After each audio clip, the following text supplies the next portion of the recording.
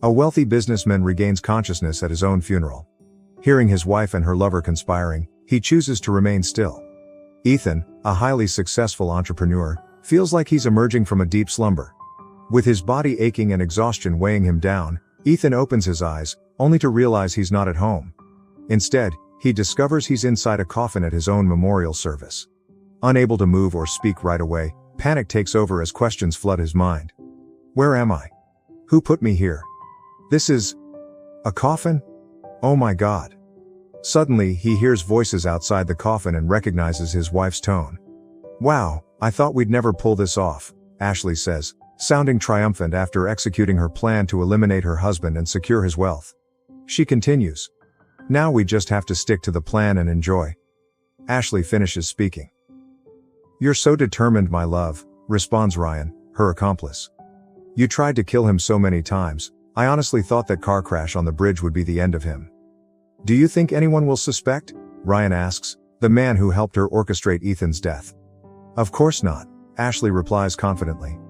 Now hush, people from the company are coming over. I'll act heartbroken, and you pretend to be his childhood friend. Ethan, internally battling his immobilized body with tears streaming down his face, is overwhelmed with despair.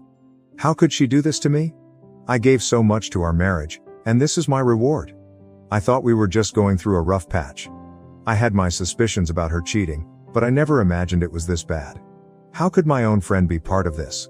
Desperate and frustrated, Ethan thinks, I have to let someone know. No, I need to get out of this somehow. Ashley, far from mourning her husband's passing, feigns inconsolable grief. Meanwhile, Ryan, pretending to be a close family friend, wraps his arms around her, playing the part of a supportive ally. Listening to the voices of guests coming and going, Ethan begins piecing together incidents from the past few months, like a misplaced ladder, a car narrowly missing him on a dark street, a botched mugging attempt. At the time, he chalked them up to bad luck, but now he sees them for what they really were, deliberate attempts on his life. As he reflects on his tumultuous relationship with Ashley, her voice cuts through his thoughts once again. That scumbag. If he only knew why I married him, it was pure revenge. His father abused me. When I found out he was the son of that monster, I didn't think twice. All I wanted was payback, Ashley said, her eyes blazing with fury. Wait, you knew Ethan's father? Ryan asked, eyebrows raised, still unaware of the deeper motives behind Ashley's plan to kill Ethan. He added, but I thought you wanted him dead just to get his money and be with me. With no patience for Ryan questions, Ashley snapped. It was for both reasons. Then, shifting focus, she said, we'll stay a little longer. Once everyone leaves, we'll take the body to his hometown. That way, people will feel sorry for him since his mother's buried there too. She ended her comment, visibly uncomfortable with the situation around her. Ashley's face betrayed her unease. Beneath it all, she harbored a deep rage and resentment, made worse by revisiting her painful memories. So consumed by her hatred, she couldn't bring herself to mourn the man who had treated her so well, even before they got married. All she wanted was to leave the funeral behind. Meanwhile, Ethan was suffering in silence. He tried to focus on breathing in the confined space and thinking of a way to escape his dire situation. To his relief, he managed to wiggle the pinky finger on his right hand and the big toe on his foot. In that moment of darkness, a flicker of hope ignited. I'll find a way out. Lord, help me. I know this isn't the end for me, not yet. After the funeral, Ashley and Ryan followed the hearse carrying Ethan's body to his childhood town for burial. Before leaving, Ashley staged a dramatic farewell in front of David, Ethan's close friend and trusted business partner. David, I know you'd agree with me. Taking Ethan to his mother is the right thing to do, she said, feigning grief. You're doing what's best, David replied, eyeing her with quiet suspicion. I can't come along, though. I need to handle things at the company. I'll reach out later. Of course, David. I'm not thinking about the company right now. Once I've had time to grieve, I'll get in touch, Ashley responded, masking her true interest in the fortune she expected to inherit. As David walked away, his thoughts were clouded with doubt. Meanwhile, Ashley and Ryan tailed the hearse. After nearly 3 hours, they arrived at the small town where Ethan had grown up. Having already confirmed that Ethan was dead, they had little interest in staying to watch the burial. Ashley left everything in the hands of her henchmen, not wanting to stick around and only expecting to hear later that the job was done. The men approached Benjamin, the gravedigger, and his assistants, asking them to finish burying the coffin under the pretense that the young man had no family. They handed Benjamin some cash and disappeared. Benjamin glanced at the coffin, feeling a pang of pity for the soul trapped inside. Meanwhile, Ethan began to regain more control of his body. After moving the toes on one foot, he managed to wiggle his entire foot. Pushing through the pain, he worked to reclaim more of his strength as the gravedigger's assistants prepared the grave for the burial. The day was overcast, with heavy gray clouds blanketing the sky and adding to the somber atmosphere that seemed to mirror Ethan's despair. It was the kind of weather that could dampen anyone's spirits. Deeply religious, Benjamin paused to offer a prayer for the forsaken soul in the coffin. Snapping back to reality, Benjamin spotted his niece Emily approaching from a distance. Teddy, his loyal dog, began barking happily at the sight of her. When she got closer, Emily greeted him warmly. "Uncle, I decided to come visit you." "You're never at home," she exclaimed, her tone both sweet and teasing. Benjamin chuckled. "Ah, my dear, if only people would stop leaving this world, I might get some rest," he joked, earning a laugh from both of them. "Don't say that, Uncle," Emily replied, trying to stifle her giggles before continuing. "It seems quiet around here today. I didn't see many people when I came in." "But, what's that?" she asked, pointing to a lonely coffin. "Why is no one around?" Benjamin answered quickly. "Well, my dear, we had an unusual situation today. A woman with hair as fiery as a flame and a man who appeared to be her partner showed up briefly," Benjamin explained. "They came with men dressed in black. After a quick and silent exchange, they handed me the payment and left, saying the deceased had no family." Emily listened carefully, her expression softening. "How sad, Uncle," she said, her eyes brimming with compassion. Sensing the somber mood, Teddy started barking, as if trying to offer comfort. Emily, distracted by her emotions, suddenly noticed an odd noise coming from the coffin. Curiosity mixed with apprehension as she moved closer to investigate. Teddy's barking grew more urgent. "Uncle, did you hear that? Something's moving in there," Emily shouted, alarmed by the situation. "Are you sure about that?" Benjamin asked skeptically, stepping closer to hear the sound for himself. "Here's the rewritten content as requested." "Listen for yourself, Uncle," Emily insisted, her attention fully locked on the unsettling noises. Inside the coffin, Ethan, the man everyone presumed dead, realized his presence had been detected. He redoubled his efforts, pounding harder and calling out for help, his voice faint but steady. Without hesitation, Benjamin and the others sprang into action, urgently working to open the coffin. To everyone's utter shock, they discovered Ethan alive, moving feebly with wide, terrified eyes. Emily quickly approached, her gaze fixed on the frightened man pleading for assistance as those around him struggled to comprehend the surreal scene. Speaking softly, Emily addressed the desperate man. "Stay calm. We're going to help you. Please, just breathe," she said, her heart swelling with compassion for the stranger. Though his voice was frail, Ethan tried to speak, determined to keep his secret hidden. Emily leaned in closer, bringing her ear near his trembling lips to catch his barely audible words. "Please, don't tell anyone," he whispered with a shaky breath. "If she finds out, she'll know I survived.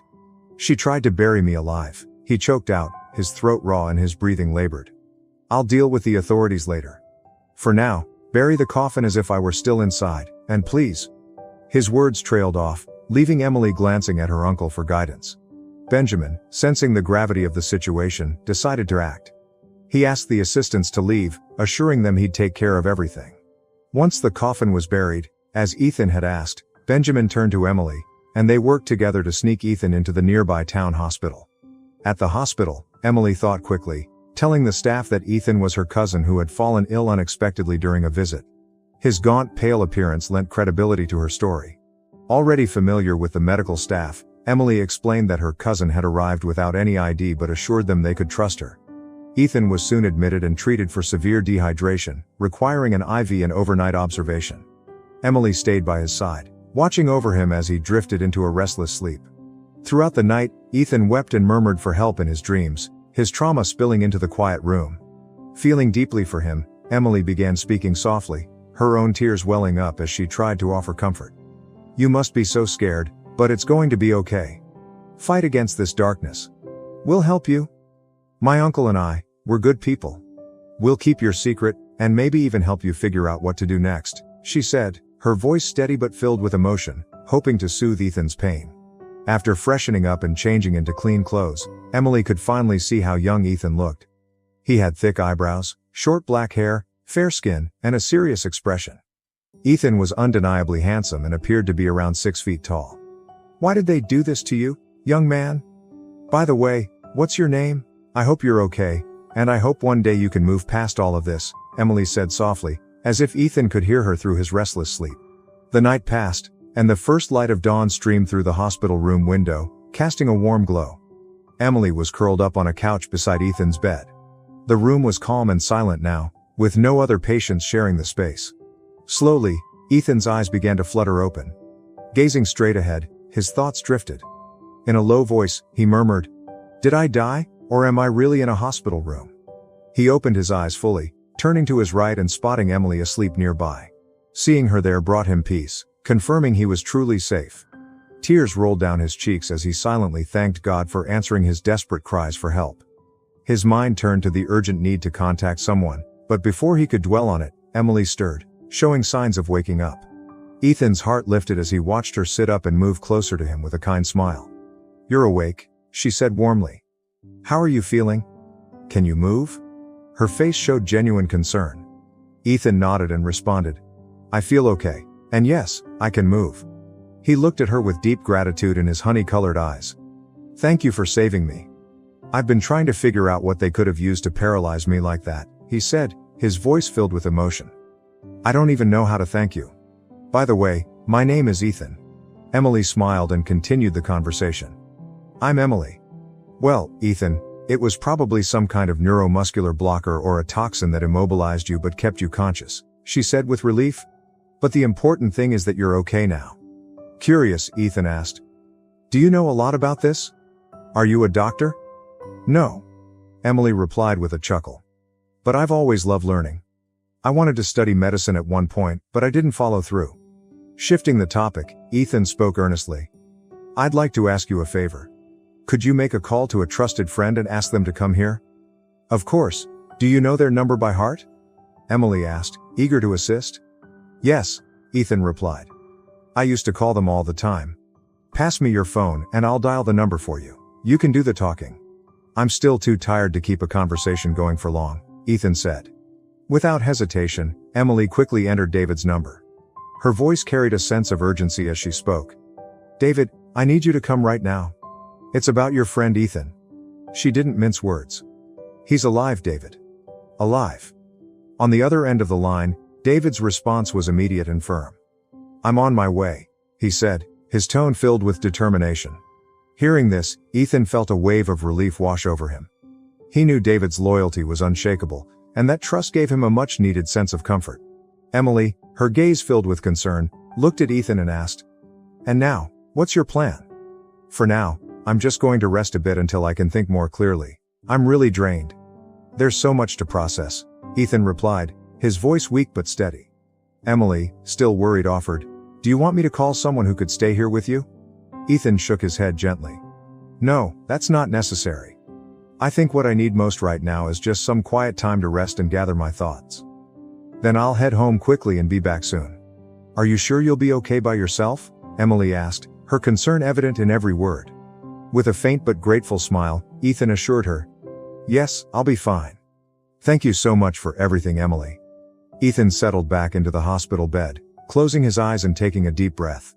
In an instant, memories from less than 24 hours ago came flooding back. The suffocating feeling of being inside a coffin, convinced his life had come to an end. "How could Ashley do this to me?" he thought bitterly. The pain of betrayal hit harder because he hadn't seen it coming. And what about those allegations of abuse? Could they really be true? Doubt gnawed at his mind as he replayed the moments leading up to this. His thoughts drifted to the day he met Ashley, how she had seemed to appear out of nowhere, almost as if by magic. Everything about their relationship had moved at lightning speed, including her talk of marriage. How did I let myself get so deeply involved so quickly? He wondered, his frustration growing. Ashley had approached him with a calculated agenda, and now it was all becoming painfully clear. When they met, she had been working as a model, doing photo shoots for his company's brand. Even then, she knew exactly what she was doing, though he had been too blind to see it. Ashley, a tall red-headed woman, had a presence that was impossible to ignore. Her bold, provocative style of dressing turned heads wherever she went. When she approached Ethan, she already knew all about his life. She frequently showed up at the building where he worked, claiming professional reasons, though her motives were far from business-related. Reflecting on it now, Ethan couldn't help but chastise himself for being so naive. How could I have been so blind, he thought. Ashley had a way of playing emotional games, drawing sympathy and attention with her apparent need for affection. As their connection deepened, she confessed her feelings for him, trying to foster trust by sharing a secret. "I can't believe I've fallen for you," she said, pulling Ethan into her world.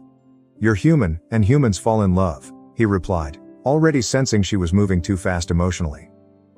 "If you knew my past, you'd understand why it's so hard for me to believe I'm in love with you," she hinted cryptically, wrapping herself in an air of mystery. When Ashley found out that Ethan was the son of the man she despised most in the world, her plan took shape. She had discovered this during a visit to his company with her agent. Ethan had been out that day, so she met with David, his right-hand man, for a brief meeting in his office.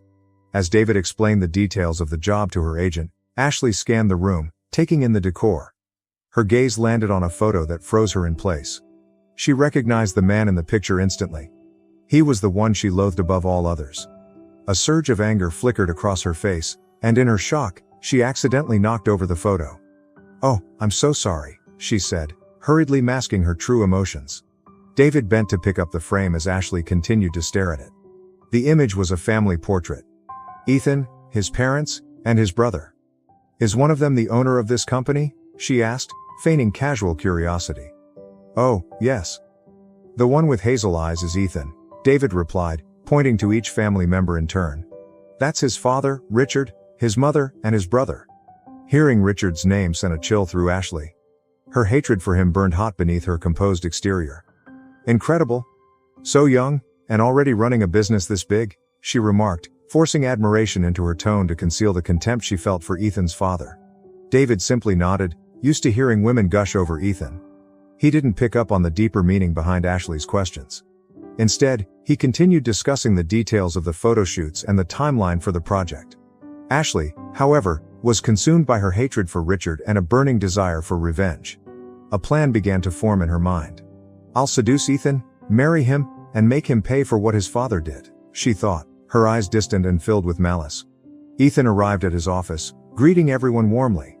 Ashley, observing him closely, couldn't see any resemblance to his father but instead saw clear traces of his mother. She smiled politely and greeted him as well. David quickly summarized the details of the meeting before mentioning that he and Ethan would have another one shortly. As they said their goodbyes, a sense of vengeance began to stir in Ashley's mind. After several coincidental encounters with Ethan around the office and eventually going out with him a few times, Ashley began to share parts of her life with a calculated sadness. She sought to elicit his compassion, sharing stories of her struggles and how she was finally finding peace. During one of these conversations, Ashley, feeling an unexplainable urge to draw even closer to Ethan, decided to reveal something deeply personal. "I want to tell you something important," she said, locking eyes with him with an intense gaze that immediately captured his attention. "I feel like I need to share this with someone," she continued. Ethan, concerned, responded, "Are you sure? We're just getting to know each other."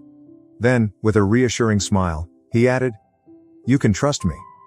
Your secret is safe." "It's about something I mentioned earlier. About how I don't think I'm in love with you," she revealed, hoping to hold his focus entirely at that moment.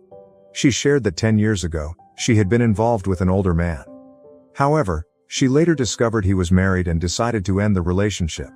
The man refused to accept the breakup and began stalking her.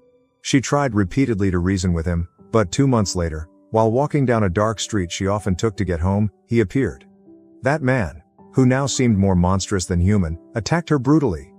After the assault, he threatened her, telling her she would never find happiness and warning her he would kill her if he saw her with another man.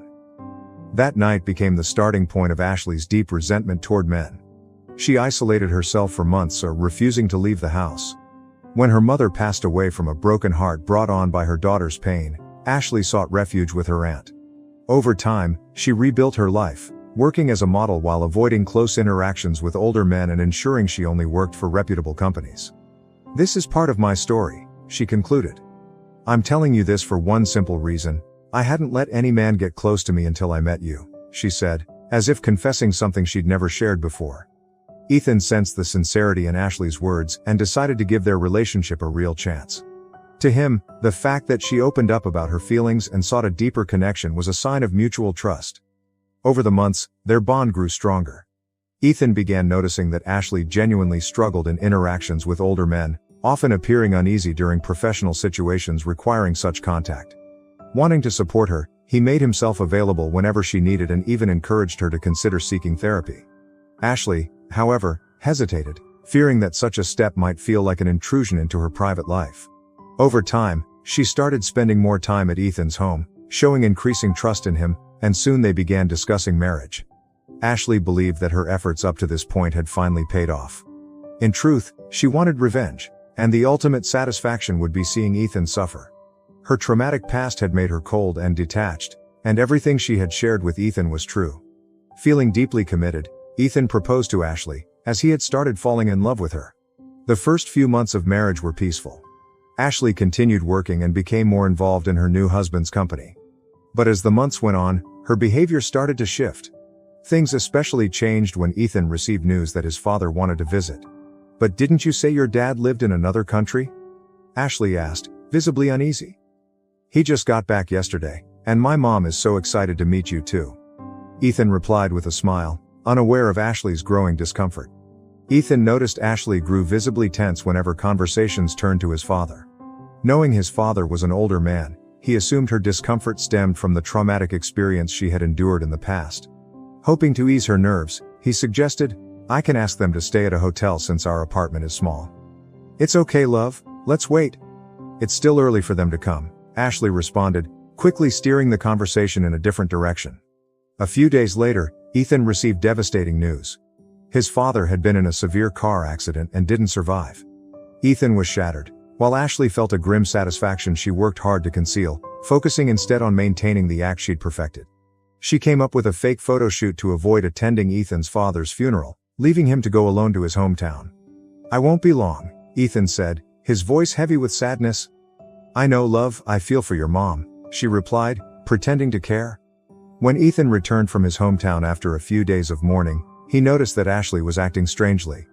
He began to realize that she was having disturbing nightmares, often waking up in the middle of the night saying, "He said he's going to kill me." Not understanding what was happening, Ethan tried giving her sleeping pills to help her rest. After his father's passing, Ashley became more aggressive, coming home late from work, and she stopped kissing him. Ethan would try calling her, hugging her, but she remained cold. She always said, "It's just a phase, it'll pass." Ethan remained patient because he didn't know what else to do. Ashley refused to go to therapy, so he decided to give her some space. During this time, a lot happened. Ashley became involved with Ryan, another model, and threw herself into reckless behavior, not taking care of herself. It was as if she wanted to end it all, to escape the torment left by that older man. She lied, telling Ethan she had photo shoots in distant cities and would be gone for days, but in reality, she was with Ryan, sharing everything with him. She saw in him an opportunity to carry out her dark plans because Ryan would do anything to satisfy her desires.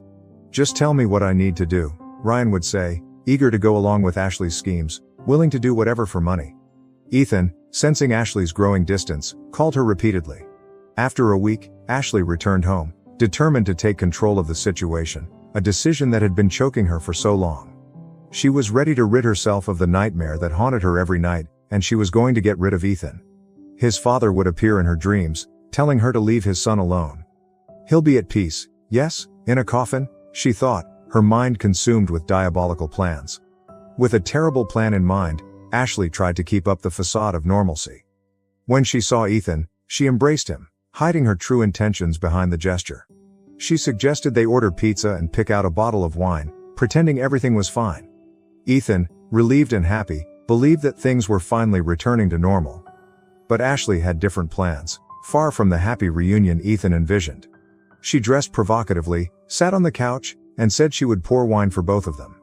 Ethan felt something was off but couldn't figure out what she was up to. She just thought she was trying to get along with him, asking him to take a shower so he would smell good for her. He immediately agreed to her request. Meanwhile, she poured wine and added something into Ethan's glass. "I hope this amount is enough," she thought. She began sipping from her own glass as Ethan came out of the shower. He walked over, and she gestured toward the wine she had poured for him. Before he drank, she kissed him one last time, wanting to avoid doing it after he had the wine. "So, how was work?" Ethan asked, trying to start a conversation. "Oh, it was amazing, and it was all women," she said excitedly, making him believe her. Ethan finished the contents of his glass, and Ashley poured him more wine to cover up what she had done. The doorbell rang. It was the pizza. Ashley offered to get it, but Ethan went instead.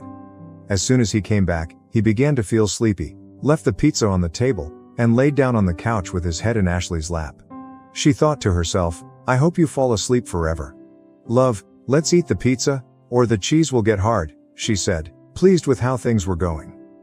"I thought you missed being with me," she continued. "I'm feeling dizzy. I haven't drunk in a while," Ethan said, starting to feel numbness spread through his body. "Let me just rest here for a bit," he mumbled, resting his head in her lap, and soon fell asleep. After that moment, Ethan never woke up again. Now, in the hospital room, he began to notice his surroundings again.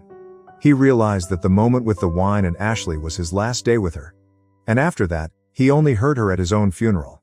It was too much to process. Suddenly, he entered his room, shocked and unable to believe what he saw. "Oh my God, what did they do to you?" his friend cried, showing concern for him. He was desperate, thinking that Ethan might have been buried alive. "It's okay now," Ethan said calmly, ready to explain everything. "How's the company?" his friend asked. "Well, to everyone, you're already dead. I spoke to the lawyer," his voice broke, overwhelmed by the chaos of the last few days. "I want you to take over the company for me. I trust you," Ethan said with confidence. "Remember the power of attorney I gave you in case something happened to me?" Ethan reminded his friend. "Yes, but Ashley?" he asked, clearly worried. "She's going to get what she deserves," Ethan replied. "Take the power of attorney and step into my role. I'll be guiding you from here. For now, tell them there are some things to take care of. She doesn't understand business, and you'll manage everything. I left the company to you in my will, in case anything happened to me. My brother lives in Europe and has never been interested in my business. I don't even have his contact info, and my mom is with him over there." "Whatever you say, Ethan," Noah replied, still emotional. "But tell me, what did they do to you?" he asked, his concern clear as he looked at Ashley and Ryan. Ethan shared everything with Noah, who looked deeply saddened, tears streaming down his face as he empathized with his friend, imagining him trapped in the coffin. Desperate, unable to speak or move properly. Noah immediately promised to help with the investigation and provide evidence that Ashley had tried to kill him. He wiped his tears, while Ethan comforted him, saying that he was too young to die. The two friends talked for a while until Emily arrived, a sweet smile on her face. "And it was her who saved me," Ethan said, gazing lovingly at Emily. "Seriously, you have an amazing ear," he added, grateful for her insistence on investigating the coffin. "I followed my heart," Emily replied, though her voice cracked as she heard the two young men crying. She smiled, reassuring them. "Don't worry, the truth always comes to light. It's like the sun, it can't be hidden for long." Her smile showed her support for them. "So, where are you going to stay, Ethan?" Noah asked, wanting to know what his friend's next steps would be. "For now, I'll stay at my place. I can help him there," Emily responded quickly. Ethan just smiled, surprised by the offer. He let himself be guided by Emily's words as she soon said goodbye, leaving the two friends alone. Noah mentioned that he would spend the night with Ethan and take care of the hospital bill. The friends chatted for hours that night, and Ethan didn't mention that he was afraid to sleep. "I'm here, my friend.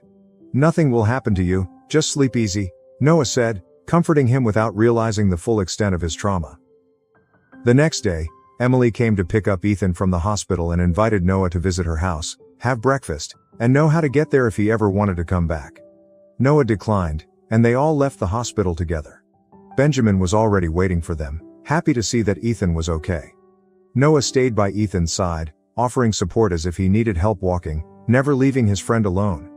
He mentioned that he had brought some clothes he bought for him because Emily said he'd need them.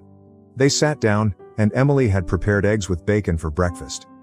"There's hot coffee," Benjamin said calmly. "And how are you, kid?" he asked Ethan. "I'm good, Mr. Benjamin," Ethan replied. "I still haven't properly thanked you," Ethan's voice faltered, still confused. "Don't worry about that," Benjamin reassured him. Life is so important and divine that we don't have enough words to talk about it or even express what we feel. It's so abstract. Just enjoy this new opportunity and listen to your heart, kid," he added wisely. "Now, if you'll excuse me, this old man needs to go to the cemetery." "Have a good day," Benjamin said as he stood up to leave. "Goodbye, uncle, and remember to do what we agreed on." Emily kissed him on the forehead before he went. Benjamin got up and Teddy followed him. Noah looked curiously at Ethan, waiting for Emily to explain what she had agreed on with Benjamin. Emily let out a chuckle, realizing they were curious about the conversation. "Before you ask, I'll satisfy your curiosity," she said, laughing. But her expression turned serious as she recalled what had happened to Ethan. "I asked him to check all the coffins carefully, and since then, he's been doing it," she said, remembering what Ethan had gone through.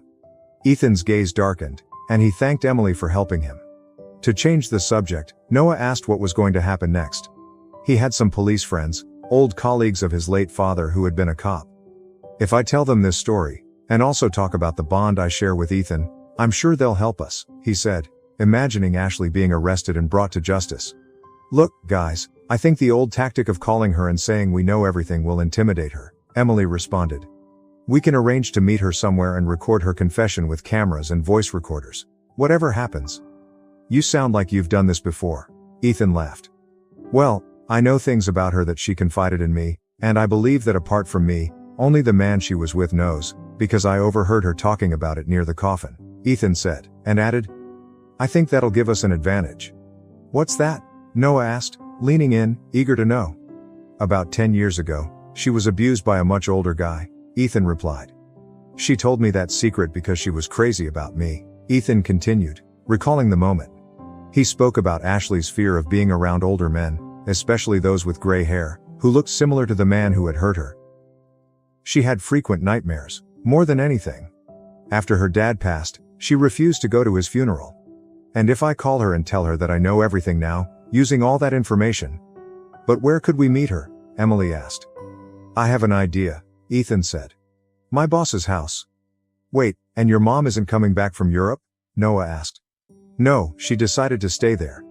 My mom said she was tired of being alone in her house, and since she didn't spend much time with my brother, she wants to spend some time with him," Ethan explained.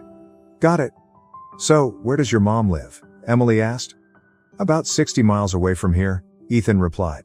They all spent a while talking and making plans. Afterward, Ethan had to leave, promising to come back to help Emily and her police friend wrap up the ugly situation once and for all. Emily wasted no time and began talking to Ethan about how much free time he had. "Come on, Ethan, let me show you your room," Emily said softly. "Thanks," Ethan replied, not knowing what else to say. Emily showed him a simple room, with little decoration. The bed was plain but neatly made. There was a wardrobe on the left and a desk near the window. She offered to help organize his clothes in the wardrobe, but Ethan politely declined, saying it wasn't necessary. Emily left him to rest and went to the kitchen. 2 days later, Ethan had started to get used to Emily's company. She always wore her hair tied up in a bun at the top of her head, dressed simply and lightly, always showing great care and empathy. Ethan was curious about what she did for a living. As if reading his mind, she invited him to the kitchen, pouring him a cup of coffee to chat. "I'm a psychologist, Ethan. I took a few days off to be with you," she said, sipping her coffee and looking at him with tenderness. "I have an office that I share with a friend I studied with in college. I rescheduled my patients for next week," she added. "Wow, that's amazing. So you left medicine to pursue psychology?" Ethan asked, intrigued. "Yes, but I had my reasons for making the switch." She smiled at him. "And what are those reasons?" he asked, curious. "I'll tell you another time," she replied firmly. "But I really want to know how you're feeling now." Emily, after revealing she was a psychologist, kept her eyes locked on Ethan as if he were her patient. Ethan admitted that over the past couple of days, he had been struggling with insomnia. He couldn't sleep through the night, waking up every hour to check where he was. He also mentioned feeling fatigued, with headaches and stomach pains. "Ethan," Emily said, her voice serious. "It's common for people in your situation to experience physical symptoms like that. Especially since you might be dealing with post-traumatic stress, which is one of the most well-known reactions to severe trauma. You could be reliving something traumatic, either through flashbacks or even nightmares," she added. "That's exactly it," he said, looking down. I don't know what to say. Everything here still feels so terrifying, he confessed. Emily moved closer to him and hugged him tightly, reassuring him that everything would be okay and that he wasn't alone. For his mental and physical well-being, she promised to help him through it. She held him for a while, feeling like he didn't want to let go either. She asked him to breathe with her, following her rhythm. She also encouraged him to picture the future and think about the faces of the people he loved and appreciated. She guided him to focus on positive thoughts, helping him redirect his mind away from the distressing ones. When they finally pulled apart, with his eyes still filled with tears, he thanked her for coming into his life. He admitted that he had never felt so vulnerable. She hugged him again, grounding him in her embrace, letting the hope she was offering sink in. With a gentle smile, Emily stood up. I have a gift for you, she said, returning with a small box and placing it in his hands. Ethan, surprised by the gesture, opened the box with curiosity and found a journal and a pen. He looked at Emily, confused, and she quickly explained. It's a journal. I want you to use it to write down everything you feel when you need to, just in a calm moment. It could be about your days, your dreams, your pain. It's a way to release what you're holding inside. Ethan chuckled awkwardly at the idea. I never thought about keeping a journal, he admitted.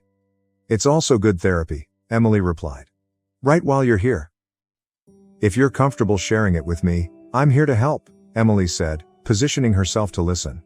He hadn't called to let her know he was coming to start the plan. Emily mentioned that she had cameras and recorders available, as some of her therapy sessions were recorded for research and study purposes, with the patient's consent.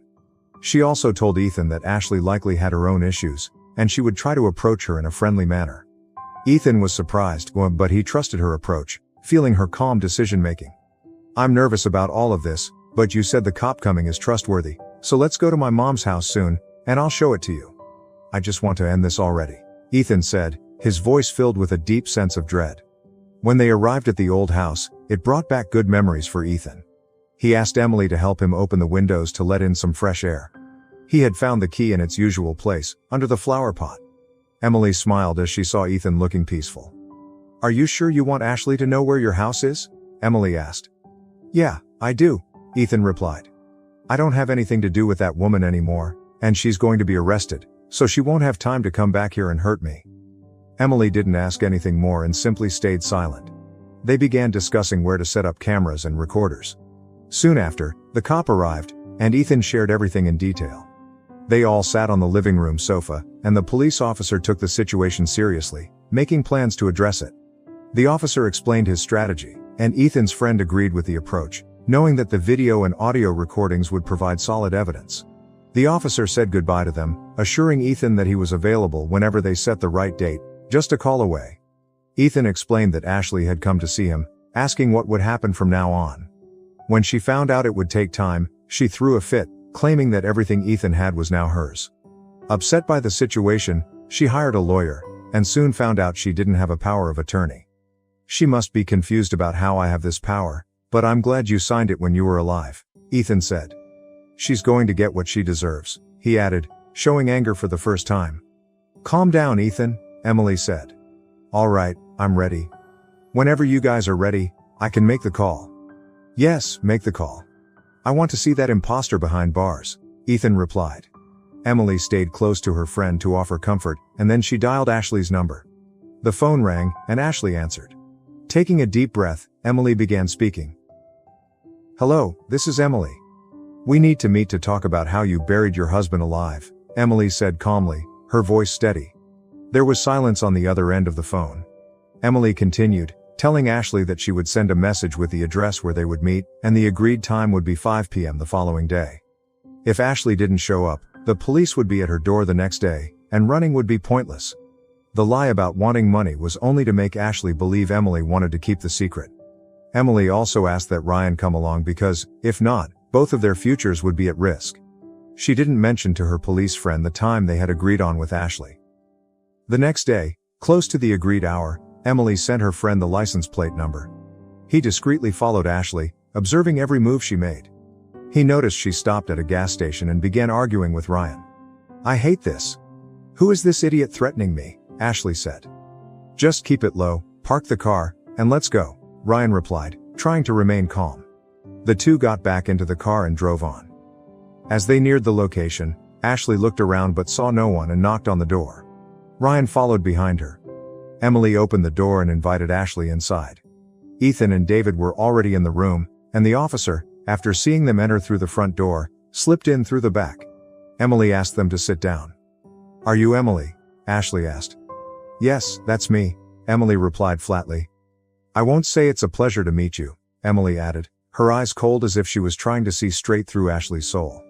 "What do you want from me? And how do you know me?" Ashley demanded, clearly outraged. Emily calmly responded, "I just want to know how you managed to poison your husband and bury him in a casket. Let's talk about it." Ashley, visibly nervous, took a deep breath and glanced over at Ryan. "Where did you get that from?" she asked, slipping into victim mode. "I've got you figured out," Emily said. "You were pregnant when you went to that orphanage 10 years ago, and 9 months later, you left the baby there. Then, 10 years later, you marry Ethan, seeking revenge on him because his father, Ralph, abused you. Come on, admit it." Emily confronted Ashley, revealing more than Ethan had ever known about her. "How do you know that? Are you crazy?" Ashley shouted. "Yes, his father abused me." Ashley spat, anger in her voice. "That bastard is dead, and yes, I wanted revenge on Ethan. I hated him. I wanted him to suffer and die. I had to tell him that secret so he would trust me. But I never told him who I really was," Ashley continued, pacing angrily, her fury clear. During their conversation, Ashley admitted that her life had already been a mess. She couldn't stop dreaming about Ethan's father and felt disgusted by men who reminded her of him. The child she had given birth to was the result of a rape, and she couldn't keep the baby. She saw in Ethan an opportunity to take out all her anger. She never truly loved him. Ashley began crying as she told the story of how she had made Ethan drink the poison, imagining he would die in his sleep. She grabbed things and threw them to the ground, screaming and crying out of frustration. Ryan didn't know what to do, he was scared too. "Why all the cruelty, Ashley? Do you feel better after trying to kill Ethan? Did it bring you peace in your heart?" Emily asked gently. "No, not at all," Ashley replied through her tears. "I feel dirty." Ashley's voice trembled as she continued. "That idiot Ethan never said no to anything. He accepted everything I wanted." She paused for a moment, lost in thought. "I don't even know how much he believed me." Emily encouraged her to keep talking. "How did you have the courage to poison Ethan, knowing he showed you affection?" Ashley's behavior shifted from deep rage to sadness, revealing a troubled mind. She admitted that she couldn't sleep because of what she had done, but couldn't bring herself to regret it, even though she felt empty inside. She wasn't sure why she was confessing all of this to Emily, who had a gift for speaking carefully to people in crisis. Perhaps she had been prepared for this. Ashley was experiencing a high level of stress and anxiety, appearing disinterested in everything except for the need to unload. "I'm here to help," Emily reassured her. "I'm a therapist," Emily said. "A therapist, huh?" Ashley scoffed.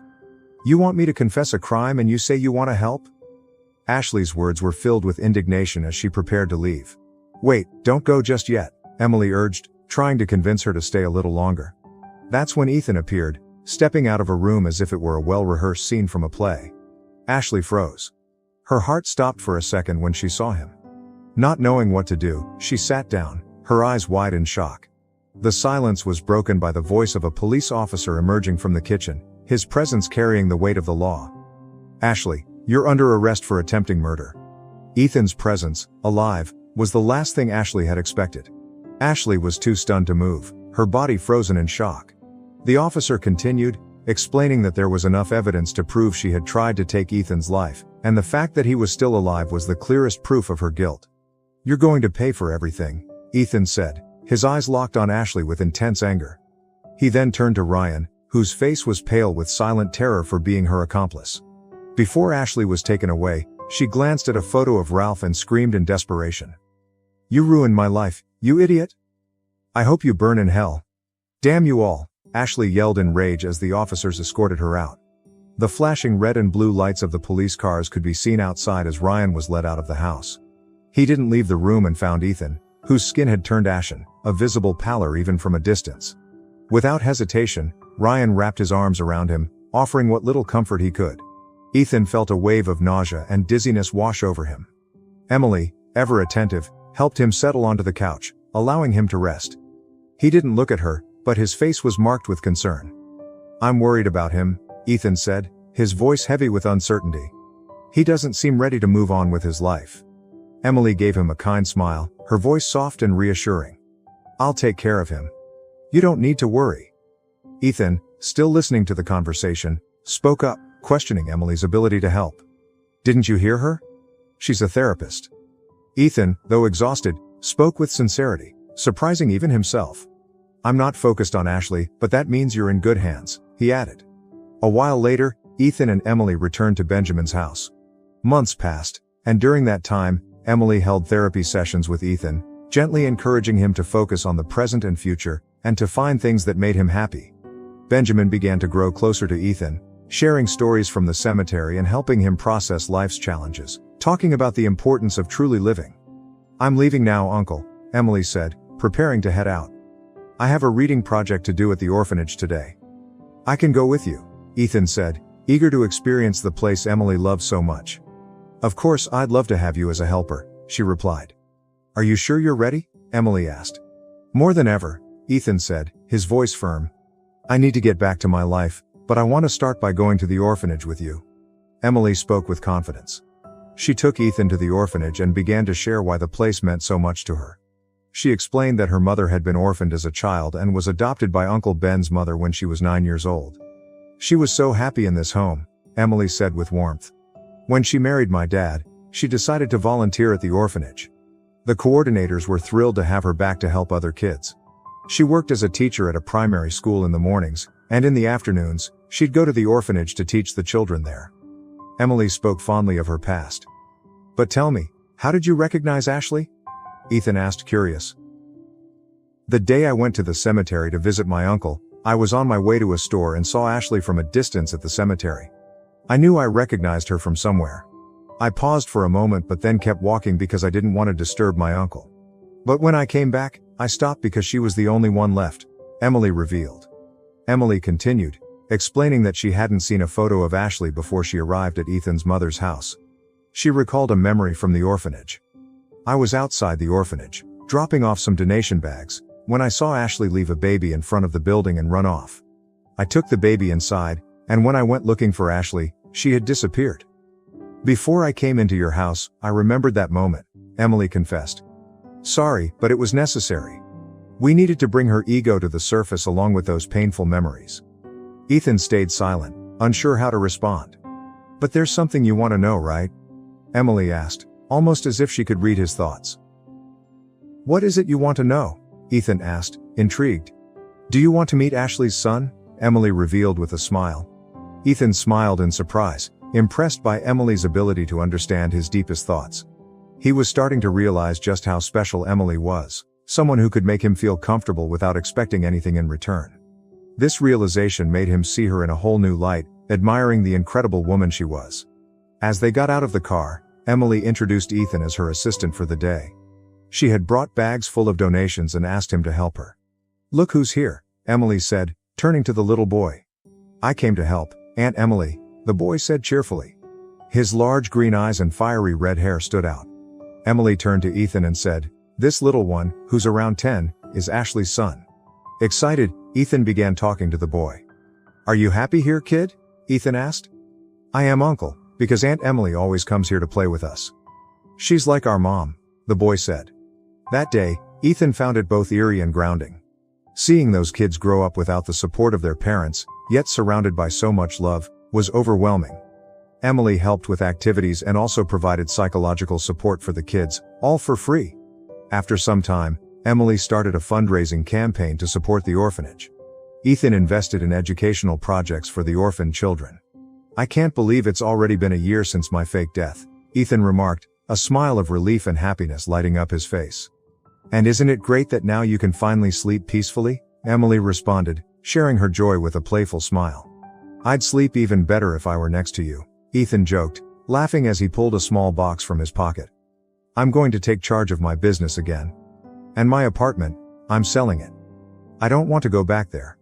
I'd rather find a new place to live closer to here. It's only a 3-hour drive. I could buy something halfway," he said, laughing at his own situation.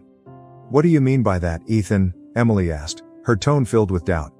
It means I can't hide how I feel about you anymore. You're the best thing in my life.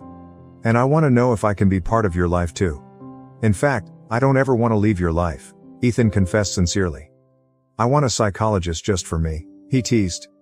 You're sweet, but you need to stop being so naive. Emily responded, laughing. How's that? Ethan asked, intrigued. Yep, Emily exclaimed. Worrying. Check the box from the start. You're slow. Both of them burst into laughter. Then Ethan kissed her passionately.